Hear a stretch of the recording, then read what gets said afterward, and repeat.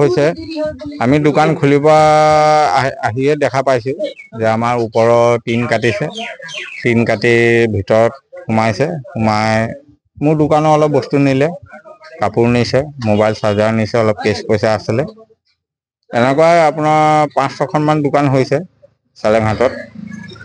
এনেকা মাজে মাজে হৈ থাকে। আজি সপ্তাহ হৈ গৈছে এখন দোকানত সোমাইছে চোৰ, গালামাল দোকান এখনত। আজি এসপ্তাহ হোৱা নাই, আকৌ আমাৰ এই কেইখন দোকান সোমাইছে। আৰু থানাও বেছি দূৰ নহয়, আমাৰ 1 কিলোমিটাৰ ভিতৰতে পৰে। থানা ইমান ওচৰত থাকিও আমাৰ সুৰক্ষিত নহয় দোকান কেইখন।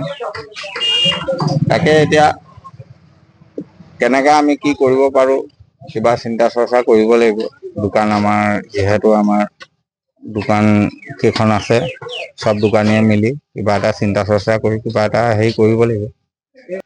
5খন দোকান, 5খন। গোটেইখন কেনেকুৱা কেনেকুৱা দোকান আছে? এখন ব্ৰইলাৰ দোকান আছিলে, এই পিছপিনৰ পৰা ভাঙি ব্ৰইলাৰ নিছে। আৰু এখন চেলুন আছিলে, এই ওপৰত টিন কাটি ভিতৰত প্ৰৱেশ কৰি অলপ কেছ পইচা নিছে। আৰু মোৰ নিজৰ কাপোৰ দোকান আছিলে, কাপোৰ দোকানৰ সেই টিন কাটি ওপৰৰ পৰা ভিতৰত প্ৰৱেশ কৰি আপোনাৰ কাপোৰ নিছে, অলপ চাৰ্ট নিছে, জিন্স পেণ্ট নিছে, মোবাইল চাৰ্জাৰ আছিলে। আৰু কেছ বক্স 2খন আছিলে, কেছ বক্স স্ক্ৰুড্ৰাইভাৰে সিহঁতে ভাঙি মেলি আপোনাৰ কেছ পইচা অলপ নিছে। কিমান মান হ'ব? বেছি নহয়, আপোনাৰ কেছ পইচা যিহেতু খুচুৰা 10 টকীয়া 5 টকীয়া তেনেকা আছিলে, অলপ নিছে। আৰু 50 টকীয়া 20 টকীয়া 10 টকীয়া থাকে, 300-400 মান টকা নিছে। অনুমান কৰিব অৱস্থাত 300-400 টকা, 300-400 হ'ব। গোটেই 5খন দোকানত লগাই কিমান মান টকা খেতি হৈছে বুলি ভাবিছে? 5-6খন চব মিলাই আপোনাৰ হ'ব 15-20 হাজাৰ টকা হ'ব। ইয়াৰ আগতো হৈছিলে? ইয়াৰ আগত বেছি দিন হোৱাই নাই, এখন গালামাল দোকান নিছে আমাৰ ওচৰতে। সেইখন আপোনাৰ গ্ৰিল ভাঙি ওপৰৰ পৰা ভিতৰত প্ৰৱেশ কৰি তেওঁৰো সা-সামগ্ৰী নিছে, কেছ পইচা নিছে। 200 মিটাৰ নিলগত এখন আৰক্ষী চকী ইয়াত অৱস্থিত আছে, কিন্তু ইয়াত আৰক্ষীৰ ভূমিকা কেনেকুৱা? আৰক্ষীৰ ভূমিকা, আৰক্ষীক এতিয়া আৰক্ষীয়ে কয় যে আমি পেট্ৰলিয়াম মাৰো, কিন্তু আগেদি আৰক্ষী গাড়ী গুচি যায়। আৰু চুৰ আপোনাৰ আৰক্ষী গাড়ী যোৱা পাছতে হয়।